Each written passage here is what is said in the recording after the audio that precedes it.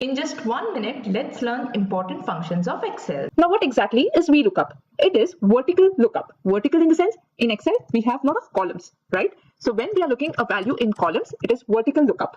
And when we are looking up values in the rows, it will be horizontal lookup, that is H lookup. Now, what exactly is lookup? Let's take an example. So in the first column, we have some fruits and the amount.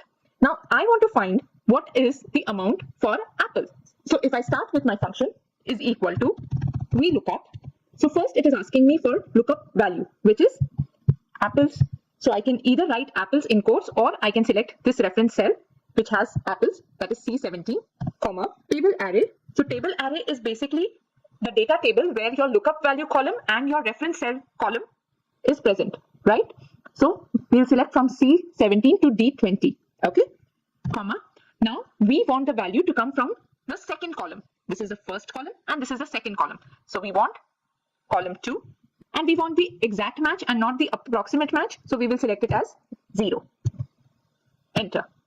So we got the answer as 50 because this is the reference value for apples. Now there is one very important thing to remember. Whenever you are using VLOOKUP function, always your lookup value should be in the first column. So my data range should always start from the column where my lookup value is. So let's say if the reference column is to the left of my lookup column, the VLOOKUP function will not work because it always looks for the lookup value in the first column, which we select in our data range table. And here our lookup values is in the second column. So the VLOOKUP function will not work. You can download this sheet from the link given in the description box. Do check out the next video to learn the next function. Thank you.